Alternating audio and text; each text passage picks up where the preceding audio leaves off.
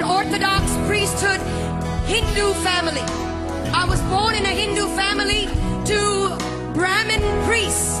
My grandfather, my great-grandfather, and my great-great-grandfather were Hindu priests.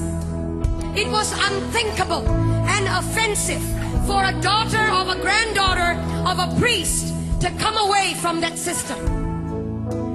I was so hungry for God. I was so thirsty for God. When I was born at the age of 6 days old, I was dedicated to Hindu demons in a cave temple. I was left in a cave temple, and from that moment on, my mind, my spirit, and my soul was overtaken by demonic forces that I had no control over. I could not control these forces. They controlled me. Every decision I made, everything I became. I began to learn to worship the names of over 2,000 gods. Over 2,000 gods by memory. It was required of me. It was required of the priesthood.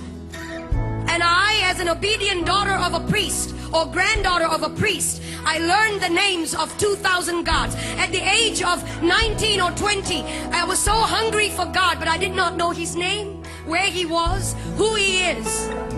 And so I started a journey of pain and darkness. At the age, in my late teens, in 1920, I became discipled under a witch. And the reason I went into that was not to harm anyone, but to find God. Any which way at all. When you're hungry, you get desperate. And when you're desperate, you will do anything to find God. And so I went after Him.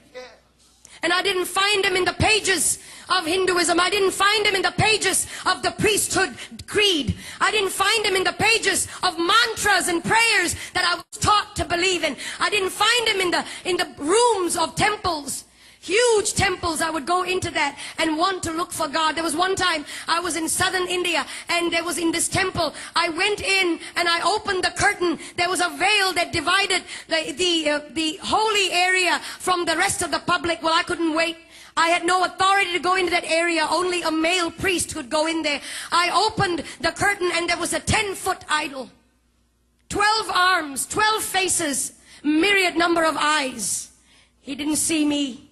He couldn't hold me. He had eyes and could not see me.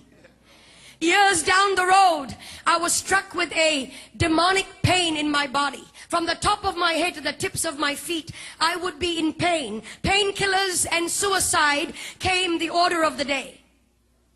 I took painkillers every day, more than the required dose, just to knock myself out. And in my mind, it was one thought: if I ended my life, I would end the pain. And so I was sitting at the edge of my bed, possibly on the last day of my life on this planet. Sometimes, when it all looks lonely, you feel that nobody really cares. Hear me, young people. He's watching over you.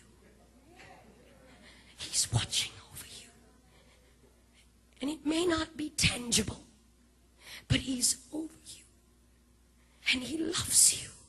And He'll come through for you if you would just focus on Him and let the other stuff go. And I was sitting at the edge of my bed, frustrated, fed up. And I cried out like you have cried out. Jesus! I'd heard of that name when I was growing up. Christmas cards. Christian people that would come to my door and tell me He died for you. And I would resist them and argue with them.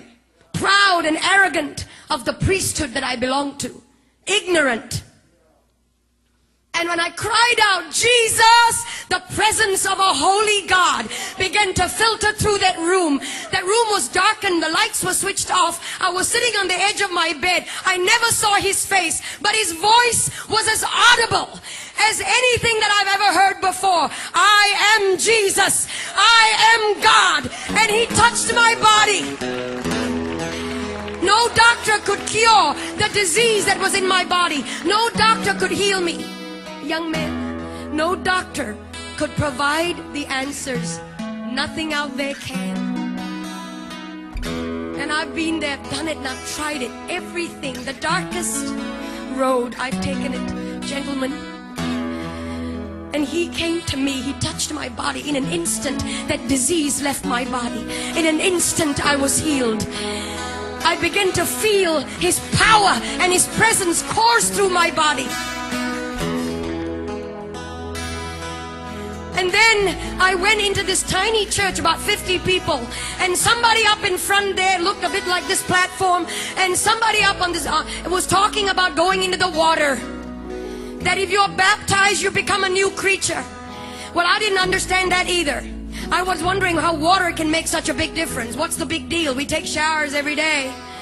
I went up to this preacher man and I said, will you put me in this water? Because everything and anything he wants me to do, I'm ready to do it. He has set me free. He has healed me. Anything and everything. No matter the price. No matter. And so they put me in that water. When I came out, legions of demonic influences broke free from me. And I was set free, church. And today, depression is going to go. Heart disease is going to flee. Jesus is in this house. He's here. And if you could shout.